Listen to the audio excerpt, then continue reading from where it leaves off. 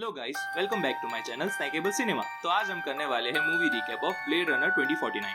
तो ईयर 2049 में रेप्लिकेंट्स जो टायरल कॉर्पोरेशन द्वारा बनाए गए बायो इंजीनियर्ड ह्यूमंस को सोसाइटी में नौकर और गुलाम के रूप में शामिल किया गया है। उन्हें शुरू में ऑफ वर्ल्ड इस्तेमाल के लिए डिजाइन किया गया था।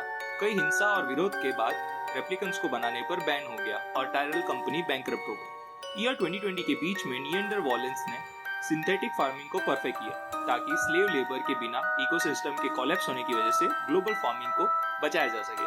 वॉलेस ने टायरल कॉर्पोरेशन के बचे कुछ हिस्सों को हासिल किया और रेप्लिकेंट्स की एक नई पीढ़ी बनाई जो आज्ञाकारी है। पुराने मॉडल के रेप्लिकेंट्स जैसे नेक्सस 8S जिनकी ओपन एंडेड लाइफ स्पैन है वो बच गए हैं। उनकी इंस्टिंक्ट हिंसा की संभावना के कारण उनका सिस्टमेटिक रूप से शिकार किया जाता है और एलिमिनेट किया जाता है। कैलिफोर्निया में के नाम के एक रेप्लिकेंट LAPD के लिए ब्लेड रनर का काम करता है, जो एक एजेंट है जो रोग रेप्लिकेंट्स को हंट करता है और एलिमिनेट करता है। ये पुरानी जनरेशन के मॉडल है जो अक्सर माल फंक्शन हो जाते हैं और अपने ह्यूमन मास्टर्स की बात नहीं मानते। रेप्लिकेंट्स देखने में बिल्कुल ह्यूमंस की तरह लगते हैं, लेकिन उनकी कैपेबिलिटीज ज्यादा एनहेंस होती है। के अपनी होलोग्राफिक गर्लफ्रेंड जोई के साथ रहता है, जो रेप्लिकेंट मैन्युफैक्चर वॉलेस कॉर्पोरेशन का एक आर्टिफिशियल इंटेलिजेंस प्रोडक्ट है। के एक एमिनेटर डिवाइस खरीदता है जिससे जोई अपने सीलिंग बेस्ड प्रोजेक्टर से फ्री हो सकती है और के साथ अपार्टमेंट के बाहर और कहीं भी दुनिया में ट्रैवल कर सकती है। हर बार जब के LAPD हेडक्वार्टर्स में वापस आता है, उसको एक एलोबरेट ओबीडियंस टेस्ट से गुजरना पड़ता है जिसमें बहुत सारे क्वेश्चंस होते हैं जिनके नॉन सेंसिबल लेकिन मैंडेटरी आंसर्स होते हैं जो के को प्रोवाइड करना पड़ते हैं। के जब रोग रेप्लिकेंट सेपर मॉर्टन को एलिमिनेट करता है तब उसको मॉर्टन के फार्म में एक बॉक्स दफनाया हुआ मिलता है जिसमें बॉडीली रिमेन्स होते हैं। फॉरेंसिक एनालिसिस से पता चलता है कि ये एक फीमेल रेप्लिकेंट के रिमेन्स है जो 30 साल पहले एक इमरजेंसी सी सेक्शन के दौरान मरी थी। ये बात इस बिलीफ के खिलाफ है कि रेप्लिकेंट्स स्टेराइल होते हैं। इस नॉलेज से ह्यूमन और रेप्लिकेंट्स के बीच में वॉर होने के डर से के सुपीरियर लेफ्टिनेंट जोशी के को ऑर्डर देती है कि वो एविडेंस को डिस्ट्रॉय करे और रेप्लिकेंट चाइल्ड को एलिमिनेट करे। के वॉलेस कॉर्पोरेशन हेडक्वार्टर्स जाता है जहां डिसीज फीमेल के DNA आर्काइव से रेचल के रूप में आइडेंटिफाई किया जाता है, जो एक एक्सपेरिमेंटल रेप्लिकेंट थी जिसे डॉक्टर टायरल ने डिजाइन किया था। के को रेचल के रोमांचिक रिश्तों के बारे में पता चलता है फॉर्मर ब्लेड रनर रिक डेकर्ड के साथ। के पुराने डेटा रिकॉर्ड्स को एक्सेस करके ये सब जानता है। CEO Neander Wallace replicant reproduction का सीक्रेट जानना चाहता है ताकि इंटरस्टेलर कॉलोनाइजेशन को एक्सपांड कर सके। वॉलेस ने ह्यूमैनिटी को 9 नए वर्ल्ड्स में भेज दिया है, लेकिन वो मानता है कि ह्यूमैनिटी को यूनिवर्स का मालिक होना चाहिए। वॉलेस जानता है कि वो सिर्फ लिमिटेड रेप्लिकेंट्स ही बना सकता है, इसीलिए सेल्फ प्रोड्यूसिंग रेप्लिकेंट्स प्रोडक्शन को बिलियंस और ट्रिलियंस तक बढ़ाने और नए वर्ल्ड्स को जीतने की एक की है। वॉलेस जानता है कि रेप्लिकेंट प्रोक्रिएशन टायरल की फाइनल ट्रिक है जो परफेक्ट की गई थी और फिर खो गई थी। वो अपने रेप्लिकेंट एनफोर्सर लव को भेजता है ताकि रेचल की रिमेन्स को LAPD हेडक्वार्टर से चुरा सके और रेचल के बच्चे तक के का पीछा कर सके। मॉर्टन के फार्म पर वापस आकर के को एक मरे हुए पेड़ के ट्रंक पर 6/10/21 की डेट एनग्रेव्ड मिलती है जो रेचल की डेथ प्लेस के ऊपर है। ये डेट उससे बचपन की एक याद दिलाती है जिसमें एक लड़की के खिलौने के नीचे भी सेम डेट एनग्रेव्ड थी। याद में के कुछ बुलिस से भागते हुए खिलौने को फर्नेस में छुपा देता है। के मॉर्टन के घर में आग लगा देता है। रेप्लिकेंट्स की यादें इम्प्लांट की जाती है। जोई का मानना है कि ये एक प्रूफ है कि के पैदा हुआ था, ना कि एक रेप्लिकेंट के रूप में बनाया गया था।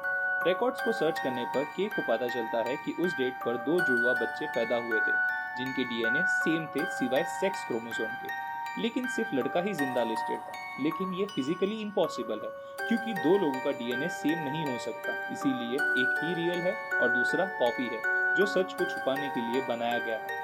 दोनों DNA मॉरिल कोल ऑर्फनेज में प्रोसेस किए गए थे। के ऑर्फनेज जाता है लेकिन रेबल्स उसकी कार को गिरा देते हैं और उसे पकड़ लेते हैं। लव ड्रोन्स के थ्रू के पर नजर रख रही थी और रेबल्स को हवा से उड़ाकर के को बचा लेती है। के बच्चे को सैन डिएगो के एक बर्बाद ऑर्फनेज में ट्रैक करता है, लेकिन पता चलता है कि उस साल के रिकॉर्ड्स हटा दिए गए हैं। के ऑर्फनेज को अपनी यादों से पहचान लेता है और खिलौने वही ढूंढता है जहां पर उसने उस फर्नेस में छुपाया था। के डॉक्टर एना स्टेलिन की तलाश करता है जो एक रेप्लिकेंट मेमोरीज की डिजाइनर है। स्टेलिन वॉलेस की सब कॉन्ट्रैक्टर है और जानती है कि वॉलेस को अपने प्रोडक्ट्स को स्टेबल रखने के लिए उसकी मेमोरीज इम्प्लांट की जरूरत है। स्टेलिन बचपन से ही एक स्टेराइल लाइफ जी रही है। जब वो छोटी थी उसके पेरेंट्स प्लेनेट छोड़ने वाले थे, लेकिन तभी वो बीमार हो गई। इसके लिए उसे रहने के लिए एक स्टेराइल डोम में रखा और जो कुछ वो इमेजिन कर सकती थी उसे बनाने के लिए एक होलोग्राफिक प्रोजेक्टर दिया गया।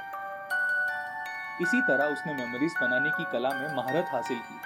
स्टेलिन कंफर्म करती है कि ऑर्फनेज की उसकी याद सच्ची है और किसी ने उसे जिया है। के कंक्लूड करता है कि वो रेचल का बेटा है। जबकि एलएपीडी ऑबिडेंस टेस्ट में फेल हो जाता है तो वो भागने का फैसला करता है और जोई की रिक्वेस्ट पर उसे मोबाइल एमीटर पर ट्रांसफर कर देता है।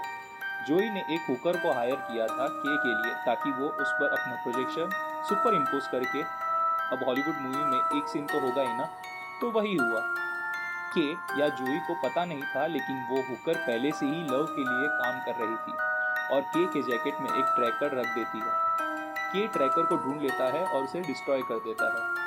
वो अपने टॉय हॉर्स का एनालिसिस करवाता है जिसमें रेडिएशन के ट्रेसेस मिलते हैं, जो उसे लास वेगस के खंडर तक ले जाता है। वहाँ उसे डेकर्ड मिलता है जो के पर हमला कर देता है। के डेकर्ड का सामना करता है और आखिर में डेकर्ड सरेंडर कर देता है। डेकर्ड रिवील करता है कि वह रेचल का बाप है और उसने बच्चे की आइडेंटिटी प्रोटेक्ट करने के लिए बर्थ रिकॉर्ड्स को स्क्रैम्बल किया था। डेकर्ड ने बच्चे को रेप्लिकेंट फ्रीडम मूवमेंट की कस्टडी में छोड़ दिया था। लव जोशी को कन्फ्रंट करती है और के की लोकेशन पूछती है, जिसे वो बताने से मना कर देती है। जोशी को मारने के बाद लव और उसके आदमी जोशी के टर्मिनल का यूज करके के को डेकर्ड के लोकेशन तक ट्रैक करते हैं। वो डेकर्ड को किडनैप कर लेते हैं, जोई को डिस्ट्रॉय कर देते हैं और के को मरने के लिए छोड़ देते हैं।